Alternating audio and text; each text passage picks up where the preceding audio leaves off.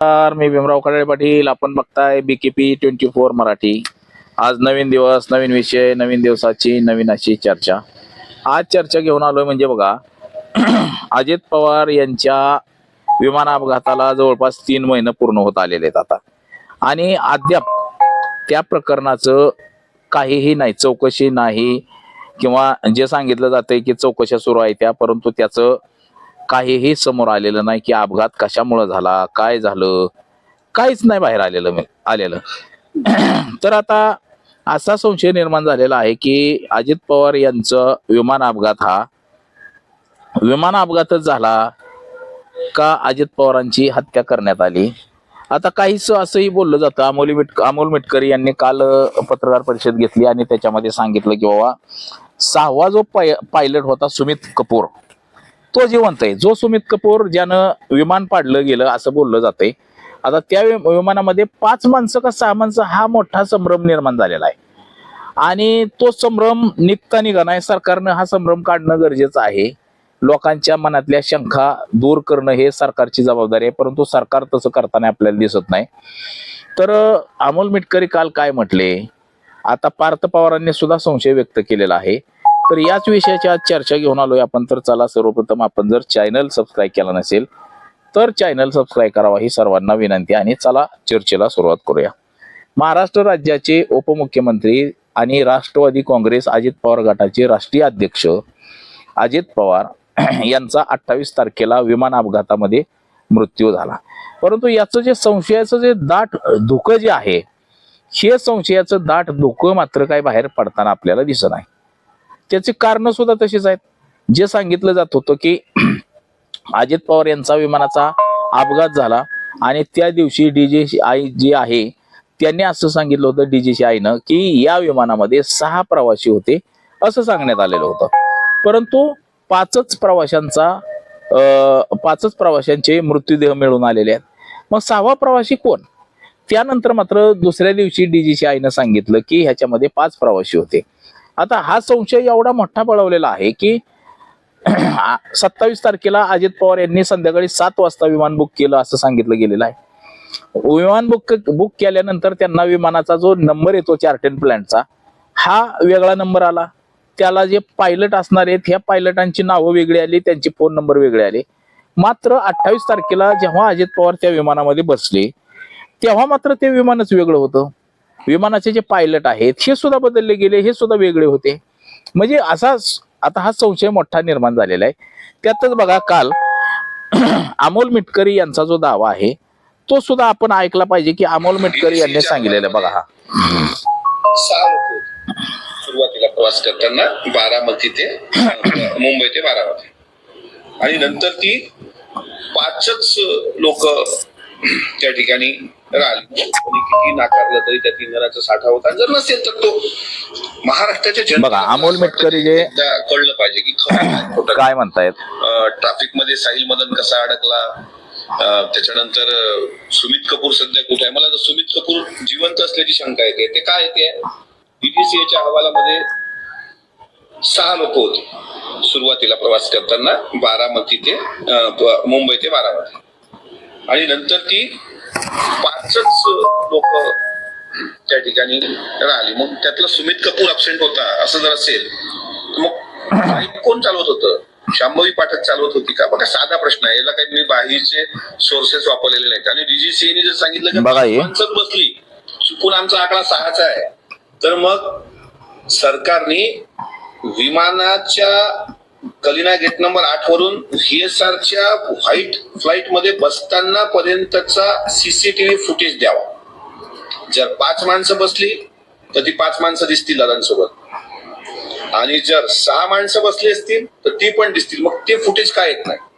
मी महाराष्ट्राच्या मुख्यमंत्र्यांना, मी महाराष्ट्राच्या सह केंद्राच्या मंत्र्यांना सुद्धा विनंती करतो की अजितदादांवर तुमचं प्रेम खरं आहे, त्यात काय दुमत असण्याचं कारण नाही.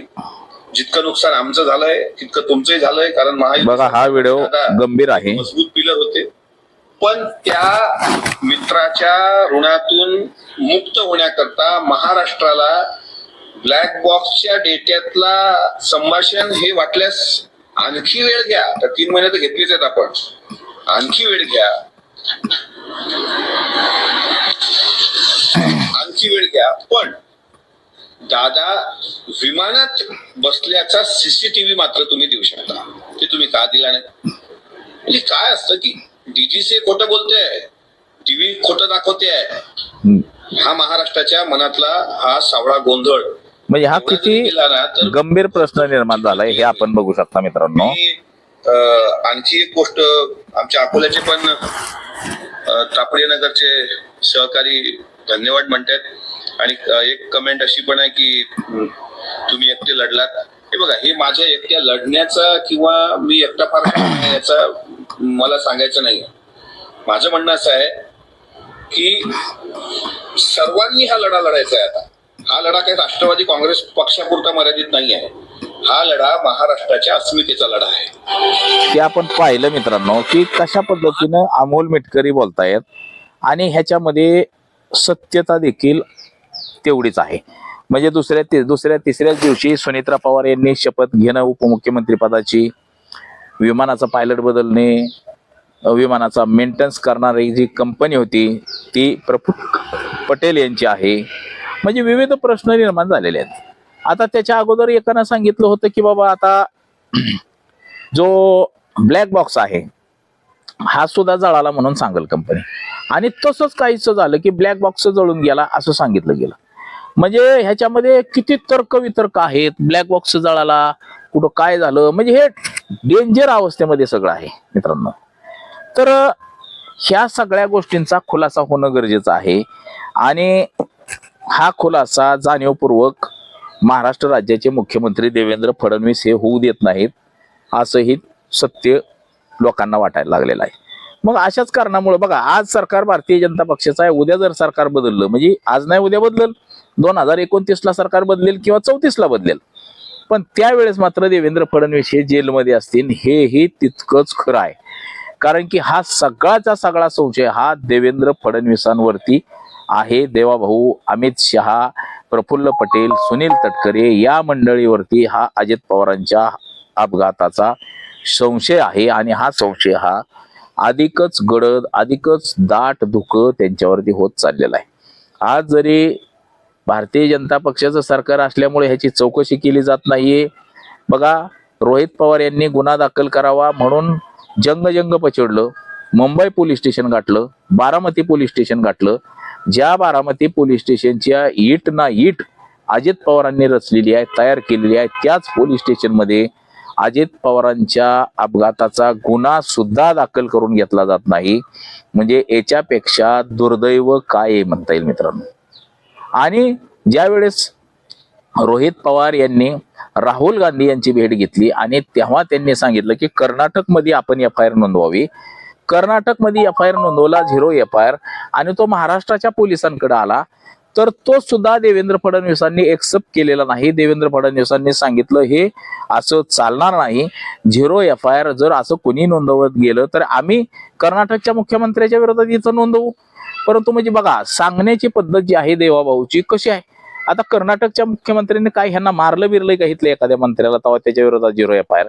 अरे महाराष्ट्रामध्ये एका महाराष्ट्र राज्याच्या उपमुख्यमंत्र्याचा अपघात झाला, बहुजनाच्या नेत्याचा अपघात झाला, जसं गोपीनाथ मुंडेंचा अपघात झाला, त्याचं पुढं काहीही निघलं नाही, चौकशी सुद्धा साधी झाली नाही.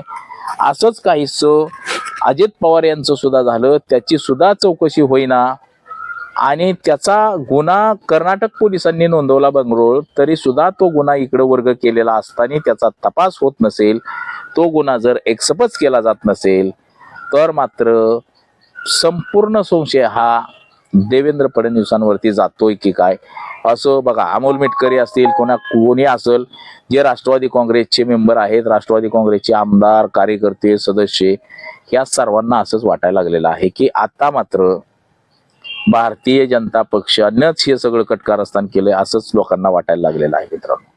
तर बघा, अजितदादाला न्याय मिळेल नाही मिळेल हा प्रश्न तर पुढचाच आहे. म्हणजे उत्तर ह्याचं अनुत्तरितच आहे. अजित पवार यांना न्याय मिळेल का नाही हे उत्तर कोणीच देऊ शकत नाही असं सध्या झालेलं आहे.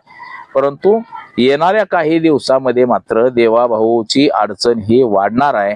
सरकार ज्या वेळेस बदलेल त्यावेळेस देवाभाऊ मात्र जेलमध्ये बसतील, हेही तितकंच खरं आहे. तर आज एवढंच. माझा सहकारी कॅमेरामन अनिकेत सह मी भीमराव कडळे पाटील, BKP 24 मराठी, इंदापूर, पुणे.